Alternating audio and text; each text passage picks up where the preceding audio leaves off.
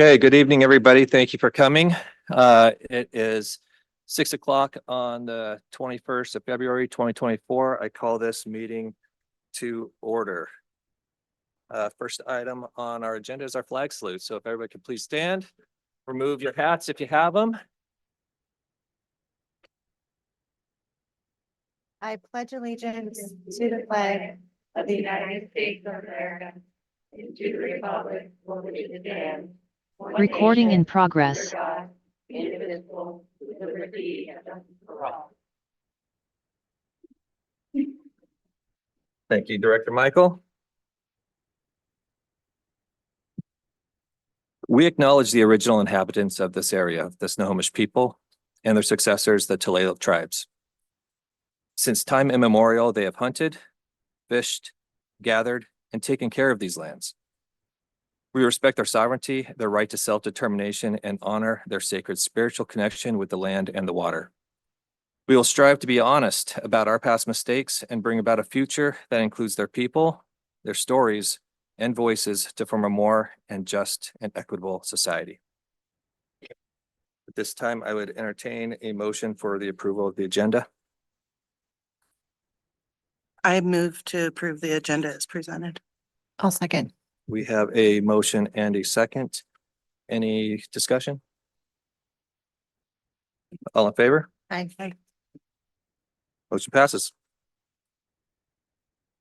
Moving on to item E on the agenda, the superintendent's report. Dr. Robbins. President Reinhardt, members of the board, this is Zach Robbins for the record. So first, we had a student testify at the state capitol. Recently, Image Enoch, a Tulalip Heritage High School student, testified on the Senate floor of the Education Committee at the state capitol. He spoke in favor of House Bill 1332, requiring the implementation of the since time immemorial curriculum. Here is a little bit of what he read during his testimony. My community resides on the sovereign lands of the Tulalip tribes. This bill is important to all youth, no matter their background, and to Native American youth so they can better understand our ancestors' hardships, but more importantly, to name the gifts our culture has to offer. Telling the story of how our Native culture and beliefs were almost lost and how our culture survived and thrived is critical. Image, that was a great job. We are proud of you for using your student voice and knowledge to reach beyond the Marysville and Tulalip community. We have kudos for some of our wrestlers. Congratulations to Joseph Davis and Danny Vergara of Marysville Pilchuck High School for their success this past weekend at the state wrestling tournament in Tacoma. Davis placed 5th and Vergara placed 8th.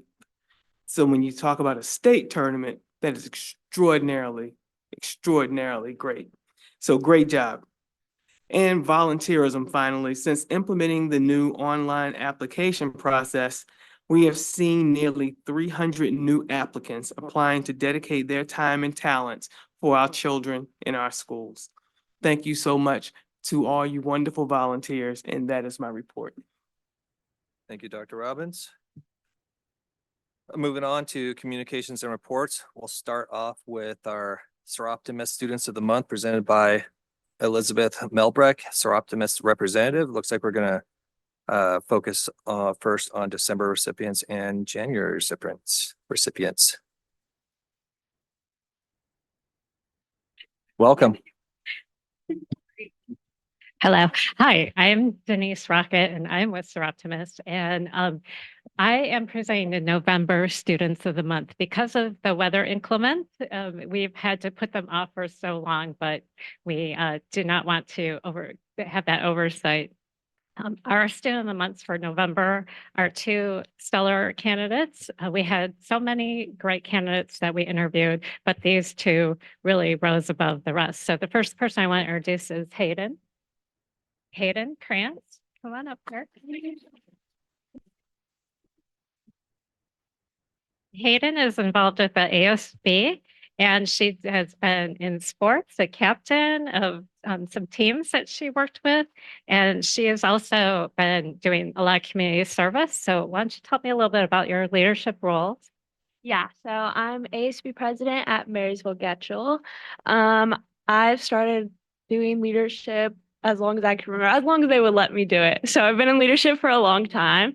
I'm really excited about it. I love it a lot. And this year's been really fun. We have a really good group, so it's definitely really easy to lead. I have a lot of good people that help us out, and so it's really good. Yeah, it's kind of my leadership role. It's definitely a lot. So our class is huge. We've got 45 to 50 students. So it's a lot to manage, but it's really, really fun. Yeah, kind of leadership. Okay, and talk a little bit about the volunteer that you work on and what your favorite thing about volunteering has been. Yeah, volunteering through leadership, we do a lot of different things like the food drive through our school and stuff like that. So I've helped the past 3 years, I've helped organize that and kind of led that. So that's always really fun, is going to like the stores and the food and interacting with the community is really fun. Some other volunteering that I like to do is I'm the softball captain at Marysville Getchell this year, and I really like to go down to like when when Cedar Crest have sports, I'd go down there and assistant coach with one of my coaches up at the high school, and I really like doing that. I have two older sisters that played softball, and so they were always helping me out. So I like to go down and volunteer my time with the littles that play softball. It's really fun to teach them and just kind of see like softball grow is amazing. I love watching the sport grow. So. Amazing. You're doing amazing work and a stellar student, and also maintaining a 4.0 average. Yeah. Just would you like to introduce anyone that you've got? Yes, I brought my mom with me. This is my mom. Thank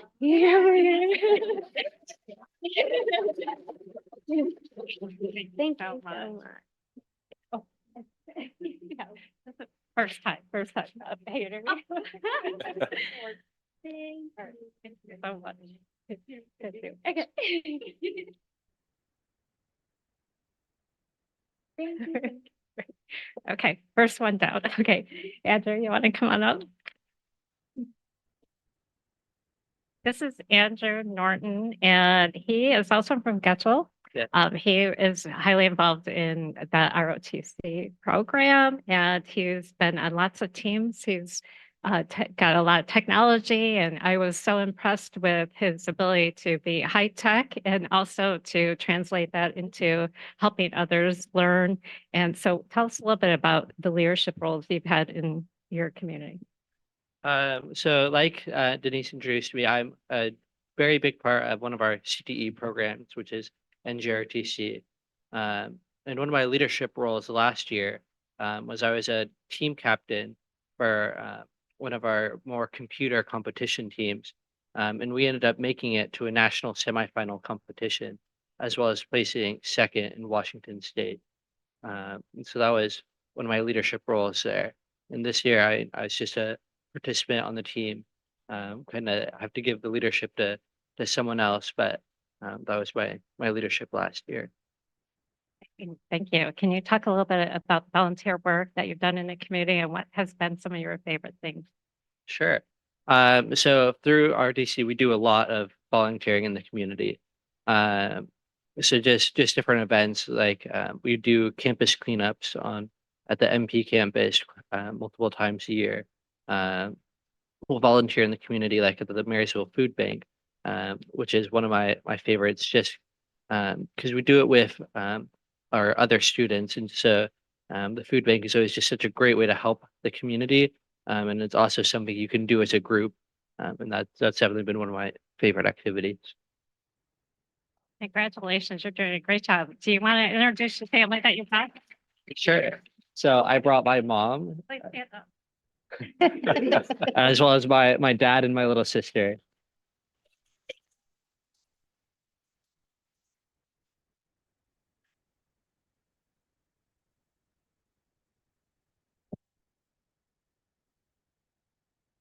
Okay, thank you. Congratulations. Thank you.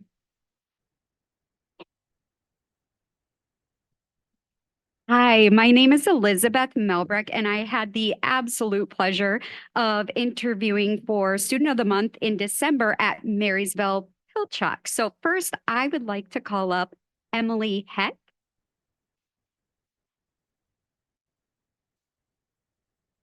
Okay, Emily. So first, I would love to have you start with, what was one of your favorite like student organizations and activities you were involved with on campus?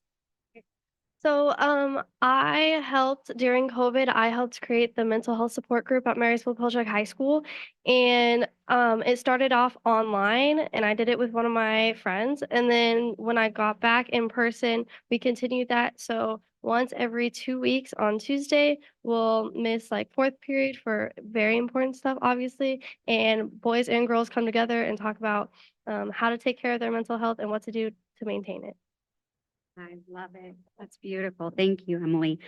Also, you're an athlete. Tell us a little bit about your favorite sport you've been in and the leadership you held in that.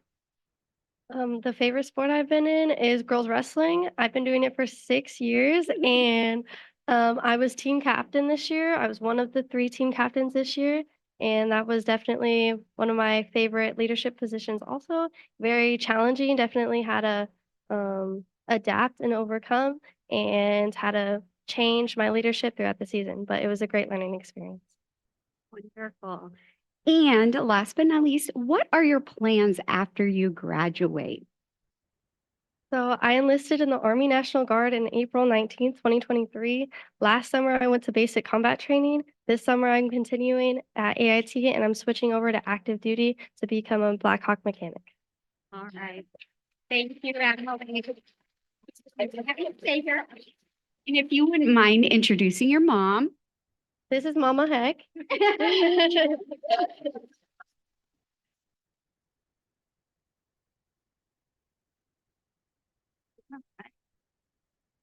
Here is your plaque. I'm gonna have you go ahead and turn. Thank you. Yay. Also, the other individual that was selected is not here this evening. His name is Daniel Pham, and I do want to just say a couple of words about him. Also, Daniel is a founder and president of the Asian Student Union at the Marysville Pilchuck. So I think that needs to be recognized that these students are seeing all these different opportunities to grow, to get people involved. And I got goosies right now, even talking about it. He was also twice invited to the National Youth Leader Forum for Law and was selected for Student of the Year. And Daniel is also currently serving in the U.S. Army National Guard as a military police officer currently. So.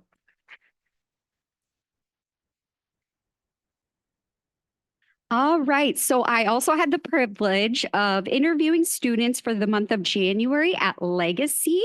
And if I could first call up Martin LaGrange.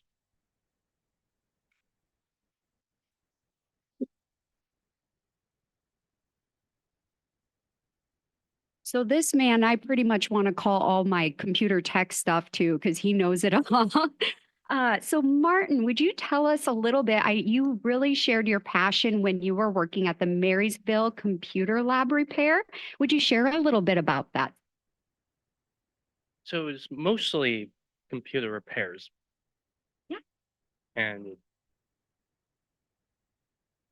he has the skill sets above and beyond, and he was helping his father also out at this Marysville Computer Repair Lab, and that is a technical job. So I'm very proud of you for volunteering.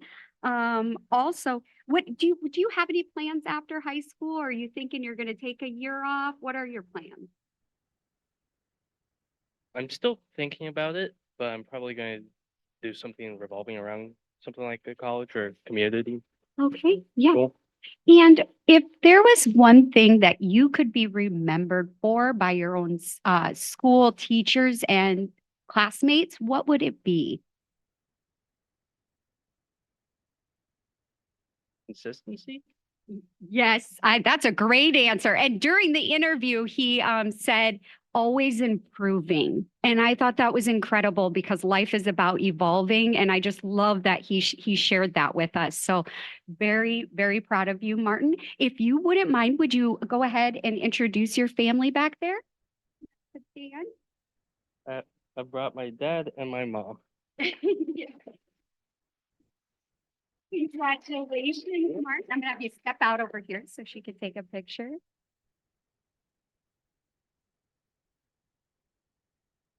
Yay.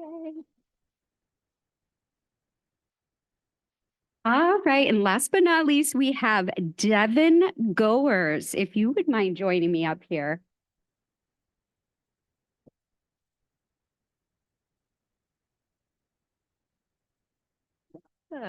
All right, Devin. So first question, what was one of your favorite organizations, community service, whatever it may be that you were involved with in high school and why? I was part of the youth aerospace program through Goodwill, where we took a course at UVCC over the summer of after our junior year. And we participated in like competitions. One of them was we went and we built robots and bridges and to the Toledo Boys and Girls Club and like presented it and like entertained them all. And the other one, we created like a fake business and created a product and presented the product to a group of professionals in the aerospace industry. And my team won that one, like best product overall. So Yes. I love it. And what are your plans after graduating? I know you have a plan. well, I'm technically already graduated as of January 26th. I have completed all of my credits. In fact, I have more credits than necessary because I had 10 classes the first semester because I took on some ALE classes. So I'm in my after graduation phase already. I'm helping my mom set up her clinic, and then I'm gonna work for her. And then I'm gonna go to EBCC and get some prerequisite credits done to transfer into a bigger institution. Wonderful. Yes, her mom, who happens to be here tonight, we'll have her introduce, owns a local massage business, and she's actually going to be assisting her mom and helping her take care of the bookkeeping while she is getting prepped for EBCC. So super proud of you and helping your mom in her local business. And all right, would you mind introducing your family that's here tonight? I brought my mom and my dad and my little brother. Congratulations, Devin. Okay.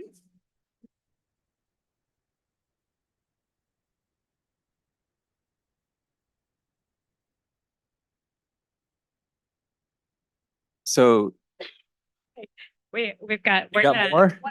go full circle because we're gonna get up to speed and do the February student of the month, and then we'll Love be it. up to date. Go ahead. If that's okay. Podium's Okay. yours.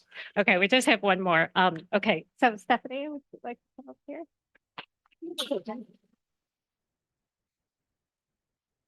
So Stephanie is from Marysville Getchell, and she has had some leadership roles. She's involved in the Hispanic Club of Marysville, and she's done some volunteer work. Also, another captain of the wrestling team here. So, can you talk a little bit about the leadership role that you played? So I have been president of True, which is pronounced Semanani de la Raza Unida, which is our Hispanic club at Getchell. I've been president for 2 years. This was my first year being captain with Emily. We both went to state this year. We didn't place, but we still went. I am also part of the leadership class at Getchell High School. And yeah, I think that would be all my leadership roles.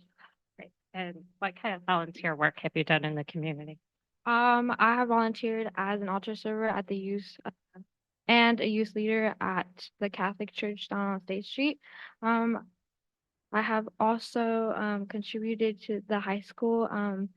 I was able to get us the first Hispanic Heritage Month assembly since the school opened. I was able to get our second annual Day of the Dead community event. And I am hoping to be able to get the first half of Wesco Hispanic dance here pretty soon in the coming up months.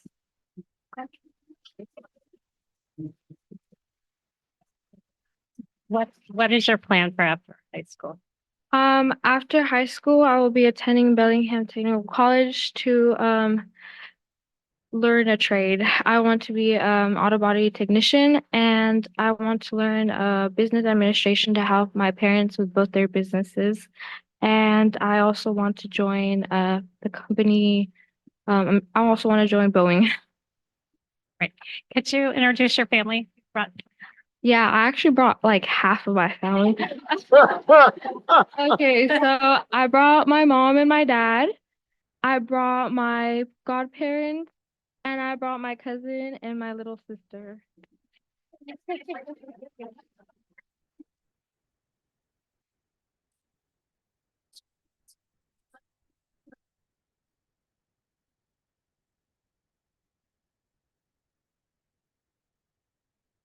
Okay, thank you so much. All right, we have one more. She's not here today. Her name is Haley Sawyer, and she is involved with the ASB Executive Board. She's on National Honor Society, and she's done over 200 hours worth of volunteer work while maintaining a 3.9 grade point average. She's just a stellar, and we're sorry that she can't be here today, but that brings us up to date on all of our students of the month for the last 4 months. So thank you for indulging us, and we're so proud of everyone.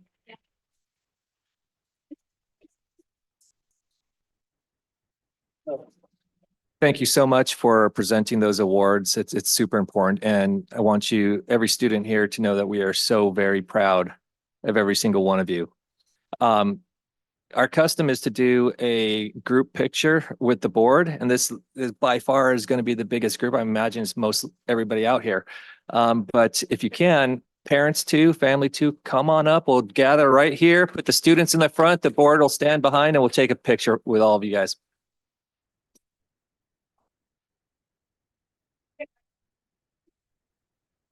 Family too. Family too. Family too. Family. I'll be later. All right.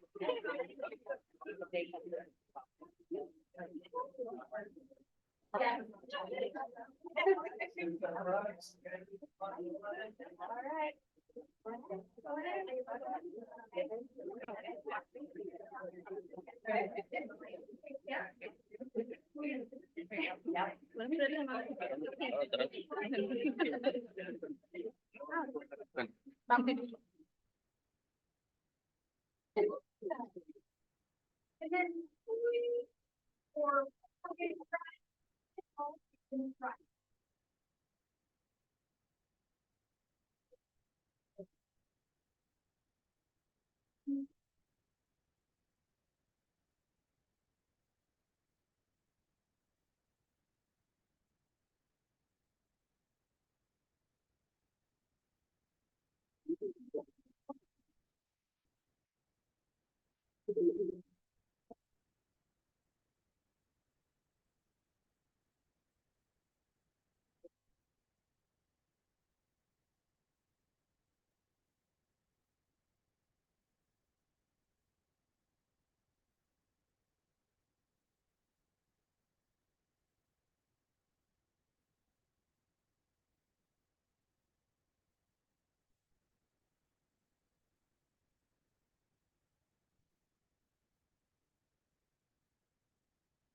All right, we'll give everybody a minute to filter out.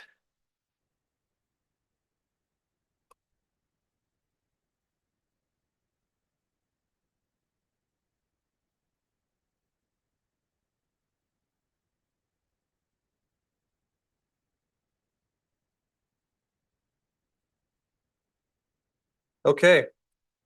Moving on to the next item on the agenda, we have our staff, students, and or board reports. First, we have as public comment procedural changes. So, we've heard as a leadership team and a board, parent, staff, community feedback. And at this time, we will not move forward with the proposed changes we presented. We will keep the public comment the same, with the only change being a limit to 2 people instead of 3 for stacking, for a maximum time limit of 6 minutes. As a board, did anybody have any comments on this? Or do?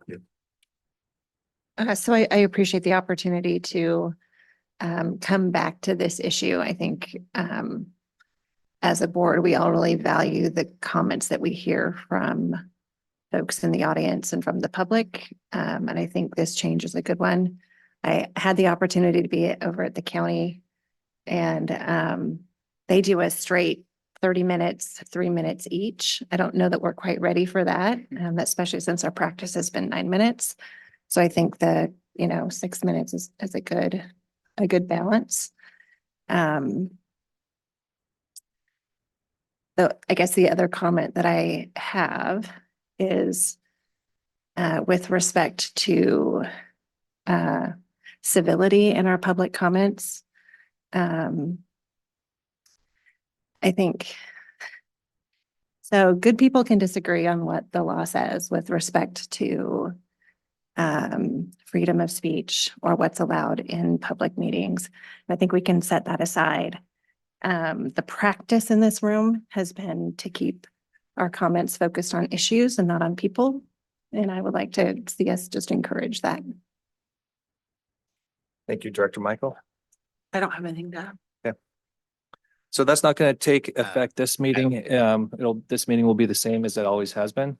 But at our next meeting, it'll be the same, with the only exception being 6 minutes and a maximum of stacking of 2, allowing for more people to get up to this podium to speak. Director Reinhardt, I think our student representatives would like to weigh. Sorry. Yeah, Go ahead. so a lot of people gave input on the new policy, and I myself did, so I'm glad to see that we get to more diversity with limiting the time, and it also keeps it open for a variety of inputs. So I'm glad to see that change take place. So I appreciate that. And I would like to echo, we appreciate public speech, and I appreciate the passion that a lot of people had, but we gotta keep it civil, because then that's the only way things can get done.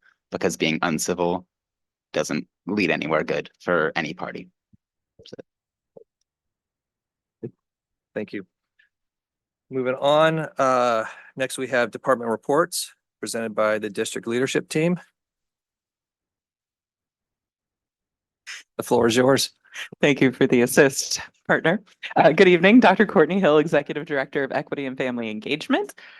So I'm going to really highlight 2 key things from my bucket of work. So this year we received a grant for our migrant education health for up to $50,000, and that will allow us specifically to support migrant education wellness. So we'll be hosting a wellness day for students in grades 9 through 12 and their caregivers. The conference will be held on April 13th at MPHS, and our theme is La Cultura Cura, or Healing Through Culture. The event will feature workshops designed to address areas of focus for which our parents and students have requested support, such as physical and mental health, substance abuse and addiction, and adulthood readiness. And then additionally, I had the opportunity to join the team at Totem Middle School for their Black Culture Night. The event was a really good way to make connections with local educational, mental health, arts, and civic organizations. And one that I would like to highlight is our local chapter of the NAACP, which is quickly becoming a really good partner for us in the work of supporting our students. And that's it for equity and family engagement. Thank you so much. Good evening, Alvin Cooper, Human Resources. It is procedure and recruiting on my agenda. So Human Resource Department spends a lot of time with legal, and we have been taking steps to reduce any district liabilities, and that is going along smoothly. Also, HR has attended the 21st Century Bargaining Skills Workshop hosted by WASPA, Washington School Personnel Association, which actually is quite timely because we're also working with the Snohomish County, other human resource executive directors in Snohomish County to incorporate best practices within the district. Also, it is hiring season. and recruiting season. So we'll be traveling around and have been traveling around. I need to give a shout out to the other executive directors that have attended some of the recruiting events with us. Again, we're trying to improve our diversity to make sure our teaching and staffing population mirrors the district. So we have a few more events coming up in the next several weeks, and thank you so much. Hello, Vonnie Walker, Executive Director of Secondary Education. Hi. At this time in the Secondary Education Department, our primary focus is on transitioning fifth grade students to middle school and eighth grade students to high school.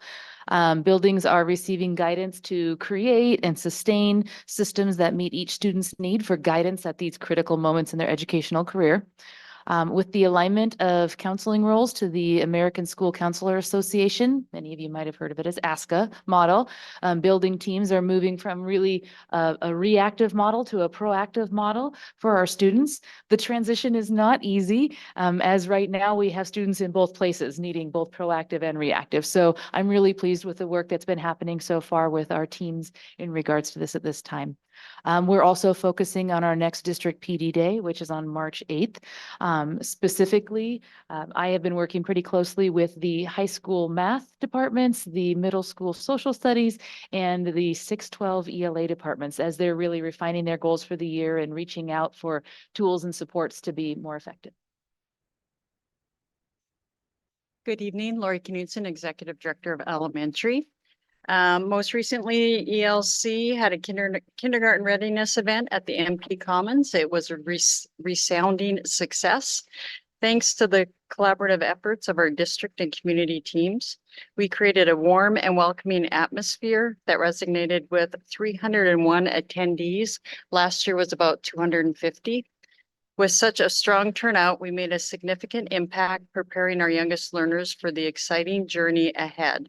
As we reflect on this year's success, we are already looking forward to next year's event, confident that we can build upon our achievements and make it even more successful.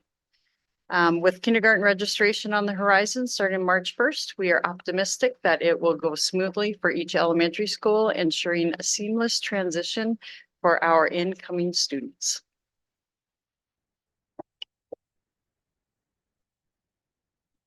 Good evening, Michelle Roper, Executive Director of Special Ed and Student Services. The Special Education Parent Advisory Committee met on February 15th. Parents who have attended previous sessions voted on topics of interest that they would like to receive additional information. The first priority parents selected was understanding IEPs, and so the evening last week focused on parents as partners in the IEP process. The Special Education Department has developed a new mission statement, which is the mission of the Marysville School District Special Education Department is to establish systems, structures, and support that promote access to a free and appropriate public education for all students with disabilities. We've also planned for extended school year dates this summer. They will be July 9th through 11th, July 15th through 18th, and July 22nd through 25th. Guidance documents for determining ESY have been shared with schools and teachers to complete this process as an IEP team decision. Good evening, Lisa Gonzalez, Executive Director of Finance and Operations. A handful of things to share. First of all, we started with a training from an organization called NWRDC. They're the ones that oversee and support our Skyward financial and human resources system. They provided a training for all of our office staff members that do registration. They did that on Friday. I guess that was a week and a half ago. A huge shout out to Melissa Van Zanten and Tammy Rice, who helped set that up and really try to make sure that our data is entered consistently across the district. We have started the budget development process. We're waiting for final numbers from our demographer this week. And hopefully by the end of the week, it will give us the information based on grade level, based on school site, and based on the entire district. And we have hour-long meetings scheduled with principals from March 5th through March 22nd, with a whole host of us that will be at all of those meetings. I want to remind everyone that we're looking for bus drivers. So in case anybody has a little bit of extra time and wants to pick up an additional role in the community, bus drivers are very important, and we appreciate everybody that comes forward and tries to apply. The District Budget Committee will be held next on Monday, February 26th. And then finally, a huge shout out to in accounts receivable and accounts payable, Tammy Rice and Donna Foss. I'm sure they are tuning in this evening, and I wanted to say thank you because their work around assisting our cash flow has been critically important. If we have individuals out there, large corporations or organizations that haven't paid us in a timely manner, they are on email, they are picking up phones, and they are trying to make sure that all those funds come in a timely manner because that does affect our cash flow. And speaking of cash flow, another huge shout out to Susan Halliday, who will be presenting a little later with me because she manages the cash flow on a daily basis. And we now make sure that all of our forms have the date and time because that's how rapidly they change. Thank you. Thank you, everybody. Appreciate that. Oh, I have one. there you are. Claudette Sorry. Rushing, You're General hiding in the back. Counsel. Yes, hello in the back. So I won't tell you too much about my things because they're privileged and confidential, of course. But I should give you a brief overview of legal and risk. So we're working on, standard contract review. This year, we looked at a lot of end of year events, senior activities and dances and CTE charter buses, things of that nature that needed to be approved. Standard litigation management work keeps me busy, just kind of keeping track of that and making sure our litigators are really giving us the best defense we can have. Also working with our complaints and investigations in the HIB arena of my work, the harassment, intimidation, bullying for both employees and students, and Title IX, public records requests keep us busy, and general insurance claims under the risk management portfolio. And yeah, also collaborating with human resources and special education. So yeah, that's a brief overview. Thank you. Nobody's hiding out anywhere. All right. Thank you, everybody. Appreciate it. Next is that we have a proclamation, Career and Technical Education Month, CTE, presented by Ryan Beatty, Director of Career and College Readiness. Welcome, Ryan. Good to see you. Good evening, board directors, Dr. Robbins, student representatives, executive board. Instead of myself giving this proclamation, we had some students create an animation of it. So we'd like to try to show that here right now. Oh.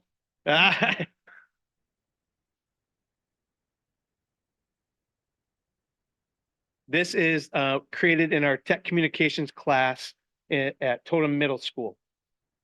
Students get an English credit in this class, and it's all about writing to the point because they have to write a script and then they have to speak it so that the characters can animate it. So here it is right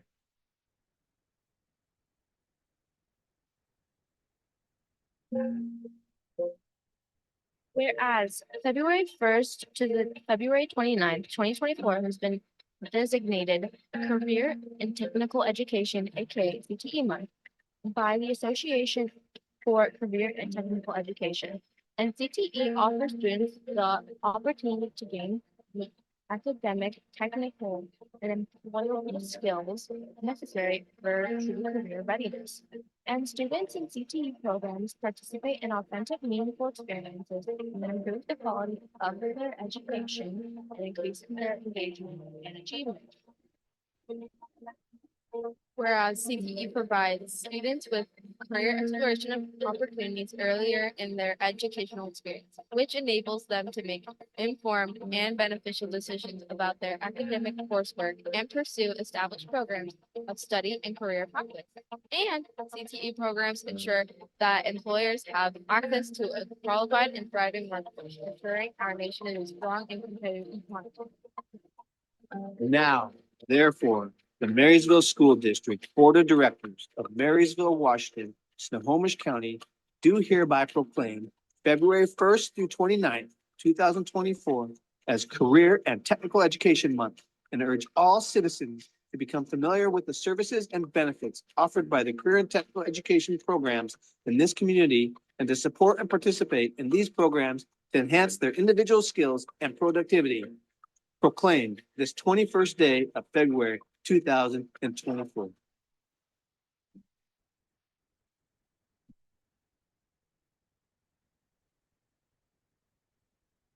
Those are the total middle school students that were put at today and got done at the end of the school day today. So like kudos to them for that. That is super cool. Yeah, that program is in its second year, and Michael Sandberg, the teacher, is really taking and running with it. And it's really a cool deal.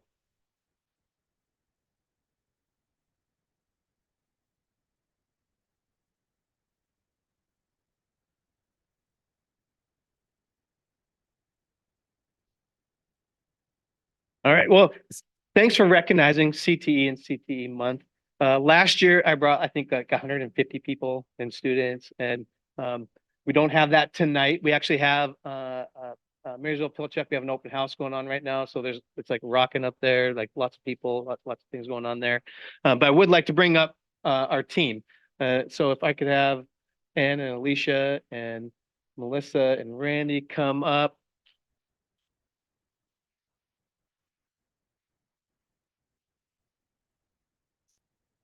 So Ann is the director of the RAP program. We got Melissa, who is the work-based learning coordinator and high school and beyond plan coordinator, and Alicia, who is a career counselor housed at Getchell, and then Randy, who is a CTE coordinator, and then we're missing Andrew, who's at MP right now. And this team right here is like there's all kinds of complicated matters and things that are in our district, and we work with community colleges and all these puzzles.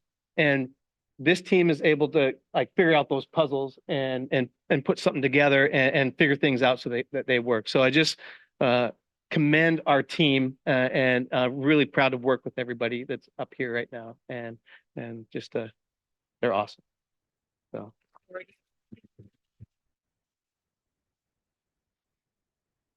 So I'll go through a little bit of information, and then if you have questions, please let us know. I'll try to be pithy, and I can talk probably till tomorrow about CTE and everything that we have going on, but I'll keep it short or try to.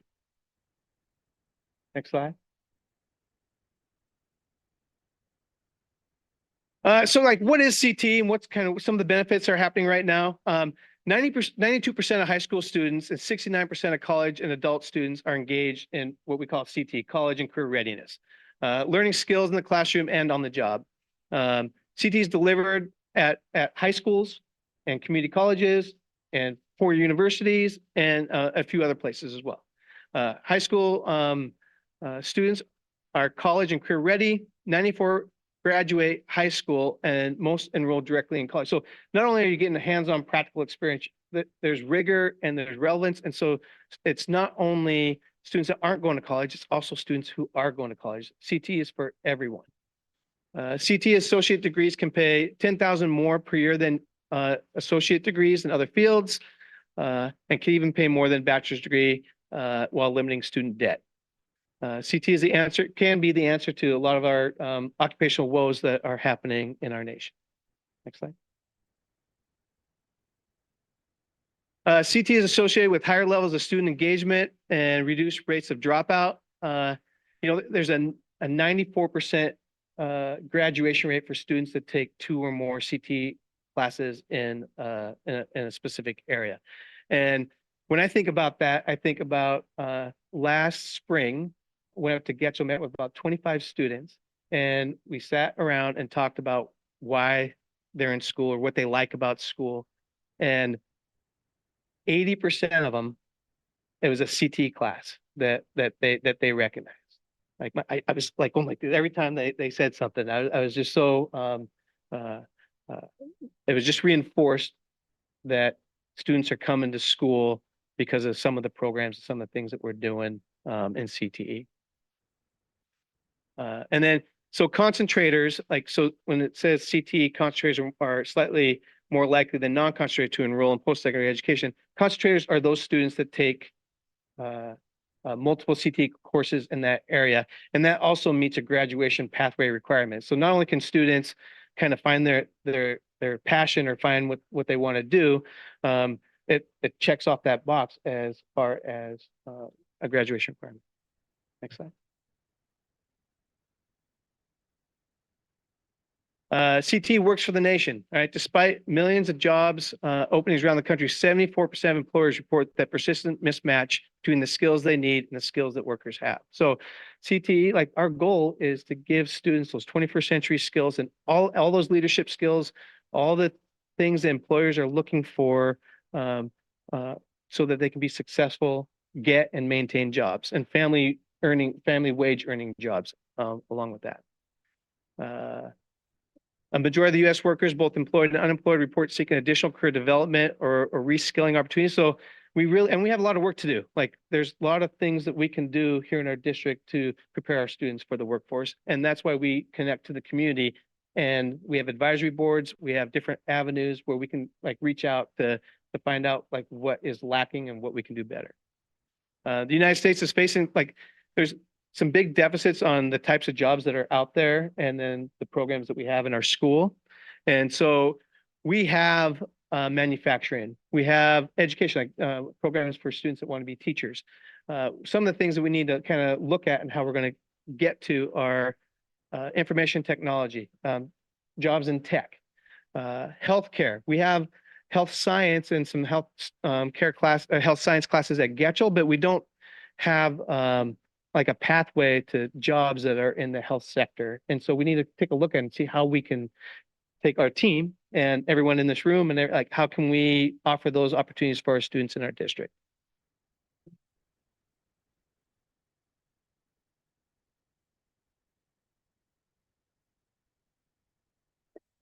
Uh, 49% of jobs in Washington require skills training, more education than high school, but less than a 4-year degree.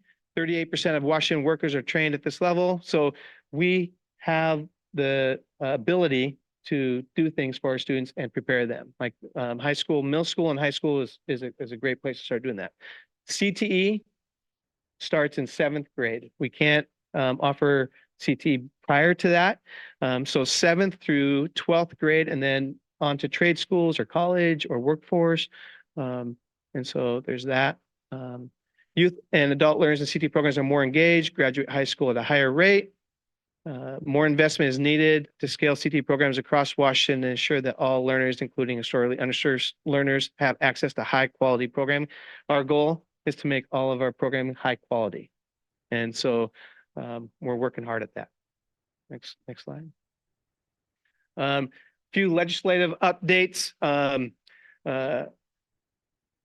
We like WACTA, WACTA is the Washington Association of Current Technical Administrators. Some of the things that we are working with OSPI and reps and senators on is, we'd love to see CT approved for 6th graders, because the funding model for schools and everything, 6th graders still, I think, considered like elementary. Like it's just the way that it's allocated. So 6th graders aren't technically allowed to be like in a CTE course. And so, but when you have all 3 grades on a campus, like that's a puzzle that is kind of complicated sometimes. Also, all middle school CTE courses have to be designated right now as STEM. And so we are advocating like to remove that absolute designation because there's business and marketing, there's career choices, there's other things that we'd like to offer in middle school. And it was a great intention to make it STEM in middle school, but there was consequences, unintended, because there's no longer those other classes that you can create. 2236 is expanding and strengthening career and technical education Core Plus programs. So that is, we have Core Plus Maritime and we have Core Plus Construction and we have Core Plus Aerospace, and that is working with industry to develop curriculum and being partners. And we want to do the same thing for healthcare. And so there's a statewide push to develop, they call it Core Plus but Core Plus is just like a way to describe working with industry to develop a curriculum and have professional development around it.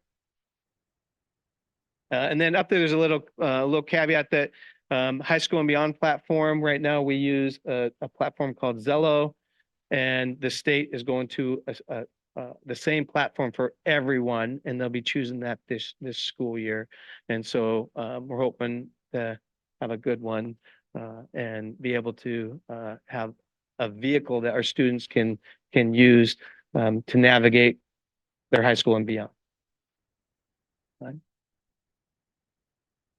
Another big bill that's coming up is computer science, and saying that here in the next few years that all students have to have computer science in their belt in order to graduate and be successful. And there's a bunch of different ways, there's bullets of how that can happen, but we have to put all of our thinking hats on here to see how we can tackle that in our schools so that all of our students get just a quality computer science background in all of our schools.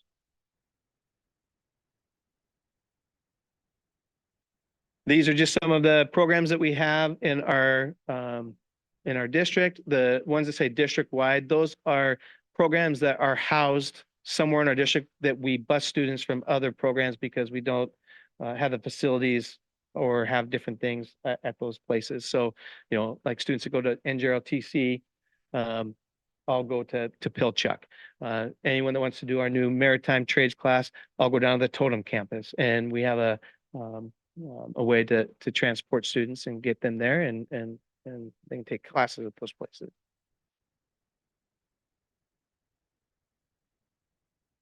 All of our CT classes have opportunities to be tied to a leadership club, and these are our main leadership clubs that we have on our campus, from FBLA to student broadcasting, the auto club, to JROTC.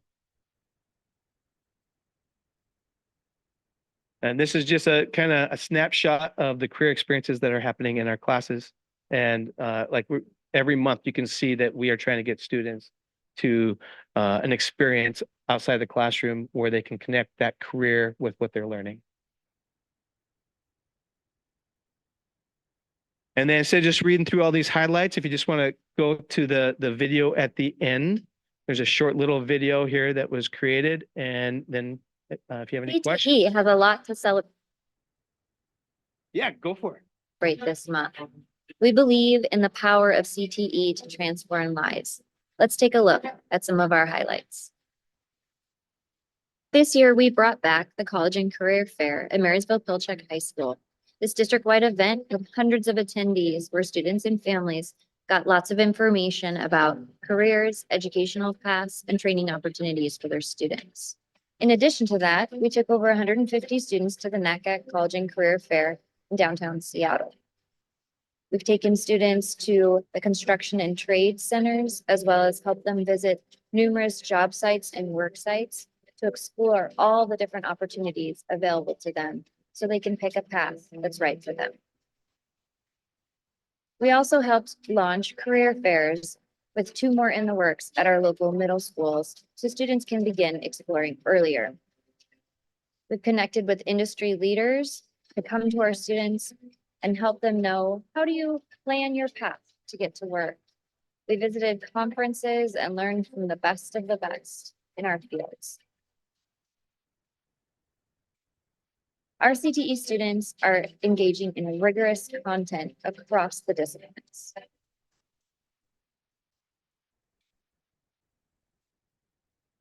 Everything mechanically inside something works, what makes it fly, what makes it like work, what makes it run. Oh, it's just fun. It's just a great way to spend your morning. You just get to come in here, work on stuff, and then just a bunch of labs, and it's just fun. You don't get to sit in the classroom much, which is always nice. You're not sitting the whole time. You're doing a lot of stuff. These students have a chance to explore their creativity, their business savvy, their social skills, their connectivity, their ways to express themselves.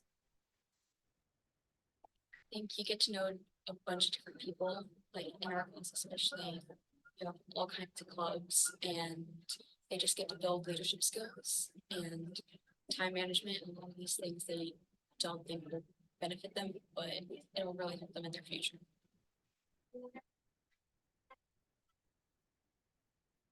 Helps me inspire my career to do these things and to like maybe get hired into a real news station.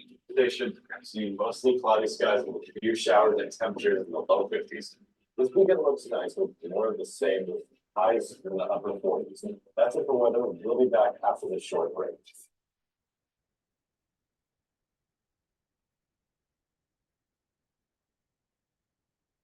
We're so proud of all the new technology that's come into schools, so students can learn what it's like to develop a new skill and to get ready for the technology they'll need in the future.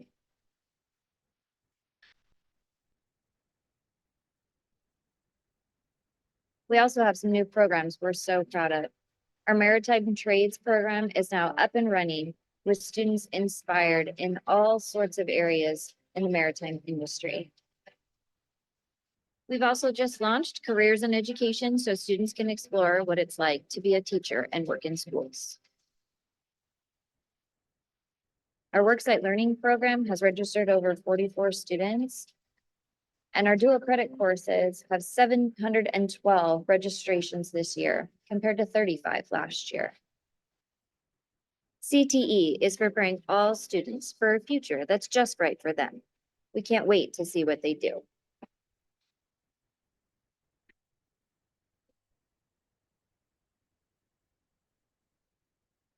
Melissa Dilling, that video right there, so, yeah. If you have any questions or, comments, welcome. Comment, wonderful presentation. I love the videos. It's great. I'm a big fan of the CTE program and would really love to see that legislation go through to get the sixth graders involved. I think that just, it's a no-brainer. It makes sense. I was going to say, I don't know that I have anything more to add. I really appreciated the presentation and the video was wonderful. I can tell you as a parent, I really appreciate the opportunities that are there for our students. Yeah, I personally went through Marysville and was in DECA and FBLA, and I got the credits for my job. So it's really cool that this has grown so much since, 30 years ago or whatever.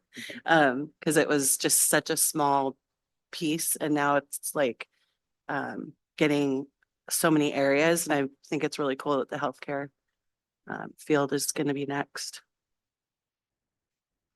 Yeah, that was a great video. I was like picking out people I recognized in it. But yeah, I'm just so glad that all of so many amazing students have access to wonderful programs. I was in worksite learning last semester. That was very helpful. So yeah. Ryan, thank you. Great presentation. And thank you to your entire team. Thank you for everybody to show up. It's good to see your faces. Thank you.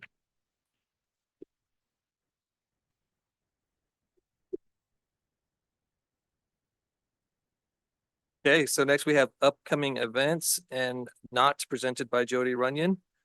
No, I am not Jody. But I've got lots of things to share for the rest of February. And there's also some things in March that are coming up that are really exciting. First, tomorrow night is the MP Memorial Planning Meeting. That will be at 6 p.m. Right here. And I think that's next week. There's a couple concerts coming up from Totem and 10th Street on the 27th for Totem and the 28th for 10th Street. Both of those are at 7. And then also on the 28th is the financial aid workshop. And this is going to be an awesome experience and opportunity for all high school seniors in the district, as well as with their parents and guardians, to learn more information about FAFSA and financial aid and getting those applications in, and all the preparation that comes with college. And there's a dinner provided by the College Success Foundation. It is at 6 o'clock and also will be in English and Spanish support. There is a bunch more things that I'm not going to list word for word, but there's copies on the back table and you guys all have copies. So thank you. Thank you so much.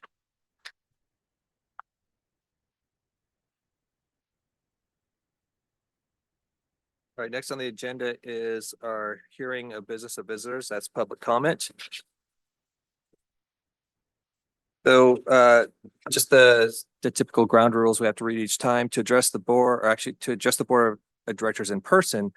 You need to sign up on that clipboard in the back by the entrance there. Per policy 1430, the board requires those that are addressing the board to be residents or employees of the district or representative of such residents or employees, parents or guardians of students enrolled in the district, schools, or employees of businesses located within the district. Speakers are asked to present their name and residence city when they make public comments in person or remotely. Each individual at this time has 3 minutes. Individuals wishing to combine their time must sign in on the speaker's clipboard. To combine time, parties must be present. A group of individuals may combine their time this time for up to 10 minutes with one spokesperson for the group. The maximum time allotted for this section of the agenda is 30 minutes. Again, complaints or charges about employees are not permissible during public comment. These issues should be addressed to the superintendent in writing. We have a new timer here as of our last meeting. Please keep an eye on that. If you're speaking, it will give you the timing or the time left when you're speaking, so you can stick to that 3 minutes or 6 minutes or 10 minutes at this time. So first, we have Beth Franson. Hi. Yeah, you are? Okay, Andrea. Beth. Okay, Karen Bloom, Andrea, Beth, you have 9 minutes. Excuse me? Okay, hi. My name is Beth Franson. I am a parent. I live in Marysville. I stand before you today as a representative of the Marysville High Cap PAC and a member of the High Cap Task Force. Per multiple board members' requests, I am here to present the Marysville High Cap PAC proposed revisions to Procedure 2190. But first, I must address our recent High Cap Task Force meetings and the discussions regarding the direction of the High Cap program. The atmosphere has been cordial, but beneath the surface lies a substantial disagreement regarding the proposed direction of the program. The directors have suggested a complete rebuild without significant input from task force members. A seemingly inflexible stance has been adopted, limiting room for discussion and exploration of different approaches when we consider critical aspects like high cap middle school student placement, specific details on how the district will be supporting the self-contained model for elementary school, and even formatting the procedure to Washington state norms. What's more concerning is the oversight of the strengths within our existing program. And there are strengths. Per the superintendent's annual reports to OSPI, in the past few years, Marysville High Cap students' growth has increased by the same or more percentage points in ELA and mathematics compared to state averages. Our actual percentage of growth has increased by 11% and 23% every year in both categories. So let's revisit the motivations presented to the board in October and November of 2023. These presentations described state law changes emphasizing equity and financial concerns. While equity in access and funding is paramount, it's crucial to recognize that these factors do not inherently mandate a complete program overhaul. Striking a balance between preserving successful components and addressing areas for improvement is imperative. Financially, as shown in the 2022-23 Revenue and Transaction Report, there has been misallocations of funds, with payroll and transportation expenses improperly and sporadically charged to the High Cap program. For example, a portion of all High Cap elementary teachers' pay was funded, but no High Cap middle school teachers. Within those charges, federal and state unemployment, retirement plans 1, 2, and 3, tri-schedule, and health insurance premiums were taken. While we unequivocally support fair compensation for teachers, it's equally important to ensure that these costs are allocated appropriately. Gen Ed teachers are paid out of BEA, Basic Education Allocation. So should be the High Cap teachers. As for bus transportation, other districts with similar programs do not charge their High Cap funds for buses. Can I ask, what funds pay for the buses to 10th Street, Legacy, and Heritage? Transportation is a basic student need, not a privilege. As such, it should be covered by general fund, not the high cap funds. There are potential areas for improvement within our financial management that would provide the program with the resources it needs to thrive and expand equitably. In response to these considerations, the Marysville High Cap PAC proposes these revisions to Procedure 2190. Our proposal is the result of extensive research, familiarizing ourselves with the WAC and RCW laws, meticulously analyzing over 10 districts with similar populations, demographics, and finances, even comparing success rates for districts to state averages. Our proposed program seeks to maintain the core strengths of the current model while integrating necessary improvements. It offers flexibility for parents and ensures that students receive an education tailored to their individual needs. Key elements of our proposal includes universal screening, clear assessment processes, and equitable access to resources for all students. We advocate for the retention of self-contained classrooms at the elementary level and their reintroduction at the middle school level, supported by specially trained teachers and a rigorous curriculum. It also reads in a format that is of the norm of Washington State. If I may remind the current board, President Reinhardt previously stated his opposition to removing self-contained classes from our current model. High-cap parents and students agree that self-contained classes are one of the leading successes of today's model and should be held in high regard. In essence, our proposal aims to provide clarity, opportunity, and stability for all stakeholders involved in the high-cap program. We believe it upholds the integrity of the program while adapting to meet the evolving needs of our students and community. I urge you to carefully consider our proposal as the foundation for a thriving high-cap program in Marysville. Thank you for your time. Thank you, Beth. Appreciate it. And next, we have Jennifer. How do you say your last name? Power or? Do we have a Jennifer? Okay. Then that concludes our public comment part of the agenda. Next, we'll move into the approval of minutes. I would entertain a motion. This long one here. The long one.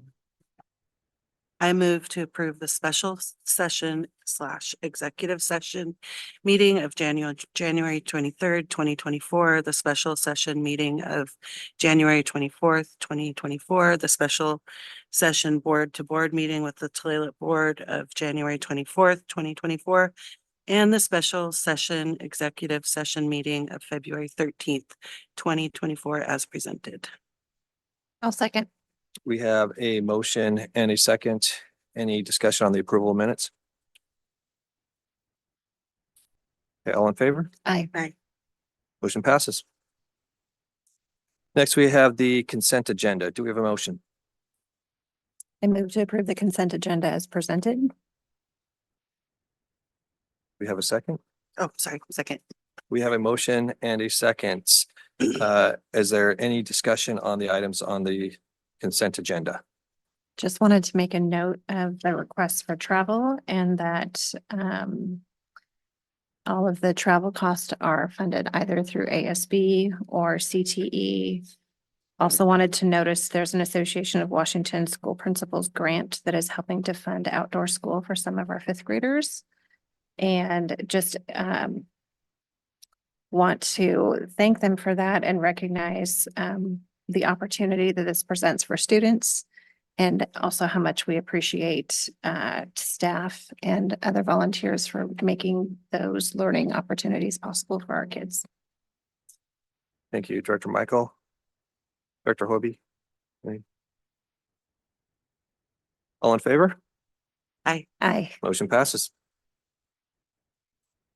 Moving into the board action, we have a presentation from Sandra Madrigal on the Snohomish County Student Support Advocate Program.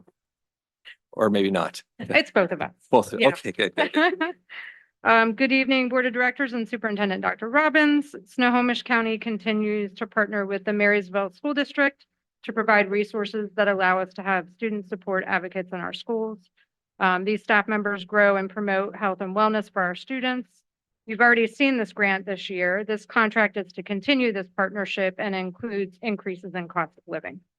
I'd like to thank Sandra in particular and her team for their hard work and dedication to our students' wellness. And we ask that you please continue to approve this contract between MSD and Snohomish County. Do we have a motion? I move to approve the continued contract between the Marysville School District and the Snohomish County for the Student Support Advocate Program. I'll second. We have a motion and a second. Is there any discussion? Don't have any questions, but just a comment and just how much I appreciate the partnership with Snohomish County to provide these services. As we heard from one of our students of the month, right? Mental health needs are certainly something that our students are struggling with and need support with. So again, appreciate the partnership.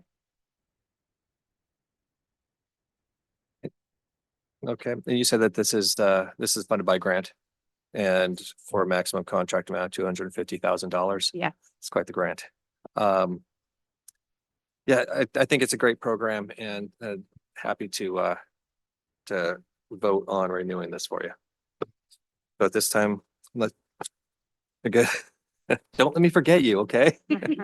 All in favor? Aye. Motion passes. Thank you.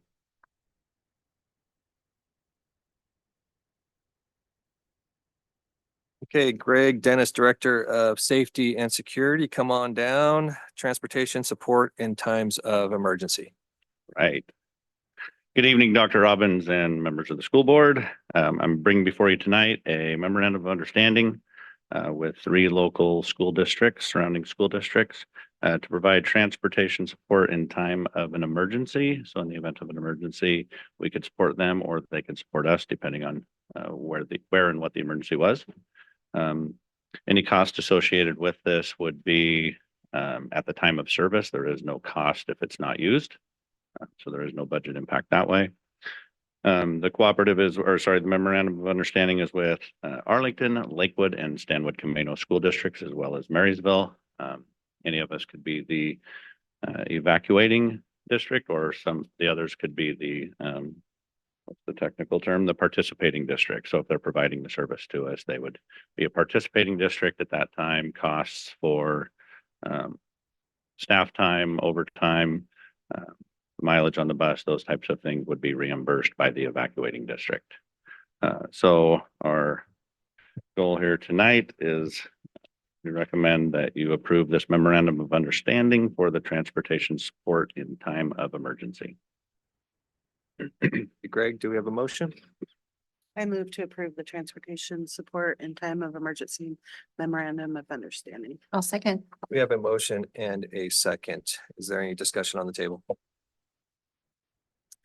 So just a point of clarification. So we would just provide drivers and vehicles that we have available. We still would have the vehicles and drivers that we would need to transport our students, and it's just.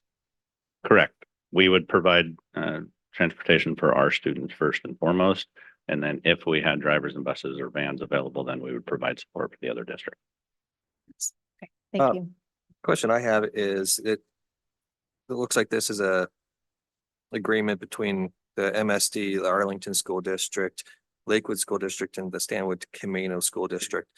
Have we approached, or was, Everett, Lake Stevens, and Granite Falls, which kind of surrounds the other half of our district, were they part of the conversation, or do they have their own agreement?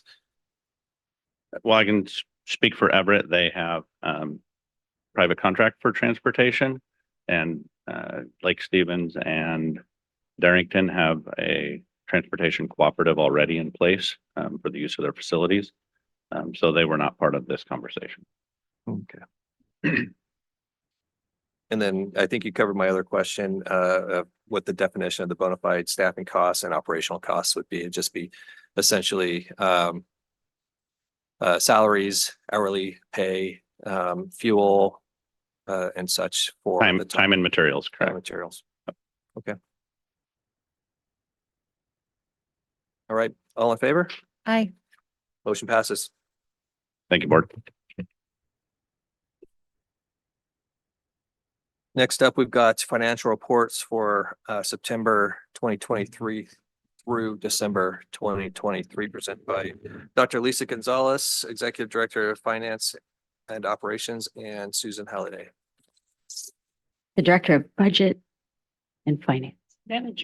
Manager. I just promoted her. There you go. Got it. Thank you. Good evening. So we're excited to finally bring this forward. We had some resolutions that allowed us to finally go back. And so the action that you all took at the last board meeting to approve the changing of our beginning fund balance went to OSPI. It was approved there. We were finally able to get it updated in the system, not without a great deal of turmoil, because being that no one had done this before, trying to figure out with NWRDC on exactly how to do this was a trial in patience. Yes. Yes. Susan got to run it multiple times a day and wait to see if it was going to pick up accurate numbers. And this went on for over a week. Yeah, 2 weeks. Okay. I was going to underestimate. But in any case, what we're now bringing forward is since the beginning fund balance has been changed, the beginning fund balance is there, and then it represents all of our spending for every single month since then. So, go ahead. First of all, for those of you who don't remember, because it's been a little bit, there's a lot that's happened. Our beginning fund balance for the budget column was listed with a different amount. It was the correct amount at the time. It was the amount that was budgeted. What we did was we took our actual ending fund balance from last year, which is our actual beginning fund balance for this year, and moved it into the budget column, which gave us a more accurate picture. We did this in part because we're in binding conditions and it represents, like I said, a more accurate picture using the new number. They're both correct numbers, but now it's been replaced. So we're trying to get caught up in our accounting here. So we have September to December in front of you. During this time, excuse me, I still have a little bit of a cold. Revenues were receipted and aligned well to budget. Currently, our revenues are 27.17% of the budget. Last year in October, it was 27.17, so we're right there. Expenditures have been less than budgeted. For October through January's payroll is averaging 13.4 million. And accounts payable makes up the rest of them. And I know people aren't necessarily as interested in some of the other items, but capital projects expenditures included Kellogg Marsh Roofing, security and computers. ASB is normal for this time of the year. Debt service included principal and interest payments on our bonds as planned in December. And transportation vehicle had no significant activity. However, we are paying for 3 buses this month. Any questions? Oh, I'm sorry. Let's get a motion on the table first before discussion. I move to approve the attached September to December 2023 financial reports. I'll second. Okay. The official stuff is done. We have a motion and a second. Do we have any comments or questions from the board?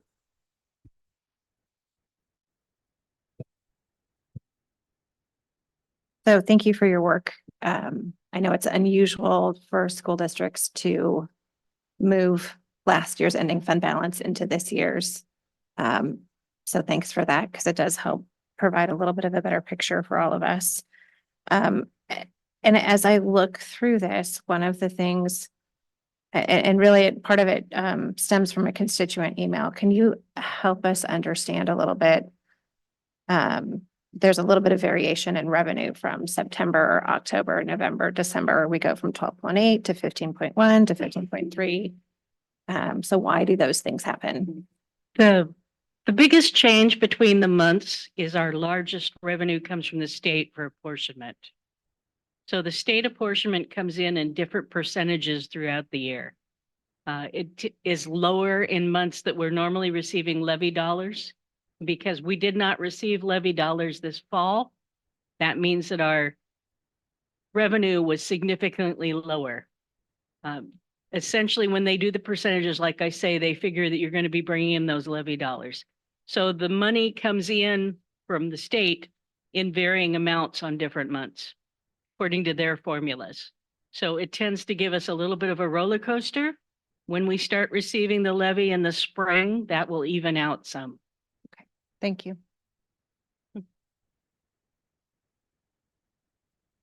If there's no more discussion, I will ask for all in favor. Aye. Motion passes. Thank you. Thank you. So our follow-up items, we have work study dates, board meeting dates, and upcoming events. Our next meeting will be March 4th, 2024, with a work study and regular session meeting. And next we have superintendent comments. If anyone ever needs to get their wisdom tooth pulled, do it before you're 50. Thank you for that. Wise words.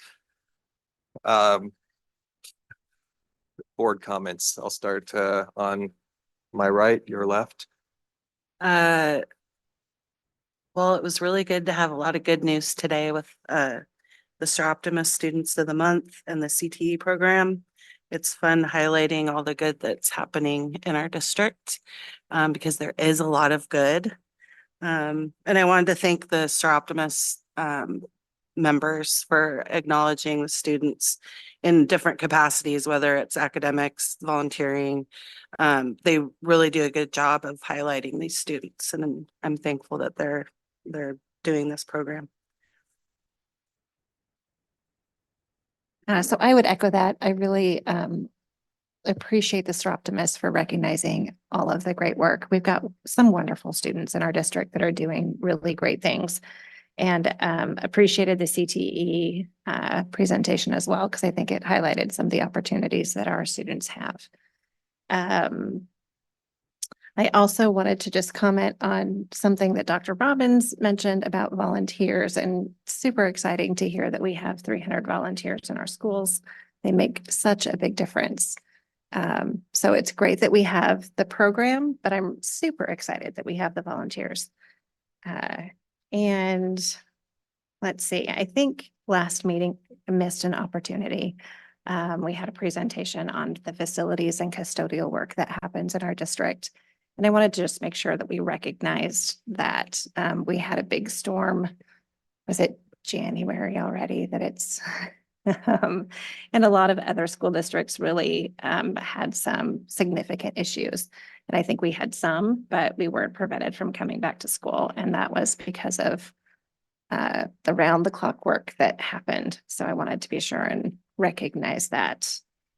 And I think the last thing I have is that the legislative session continues on at a breakneck speed, and we're definitely keeping track of several the items, whether they're budget items or legislative items that will impact our kids.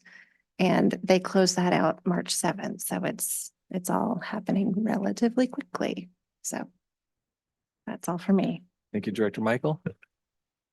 Yeah, I think the theme of this meeting was the amazing students that we have in our district. We got lots of recognition, and that's deserved because there are some truly amazing students. I've known several that were recognized today, and they are definitely wonderful people. So I'm glad they are able to be recognized. My co-student rep, Shan, had to leave for a family emergency, so she's no longer here in this meeting. So yeah. Thank you, James. Yeah, it definitely. I love the meetings where we get to recognize our students and give good news. It's kind of why we're here, right? Andrew Norton, he was my next door neighbor. I watched him grow up from elementary school all the way to the point now where he's standing in front of the board here, being recognized for such great achievements, along with the rest of his peers. It's truly one of the best and most rewarding parts about what we do here in the Marysville School District.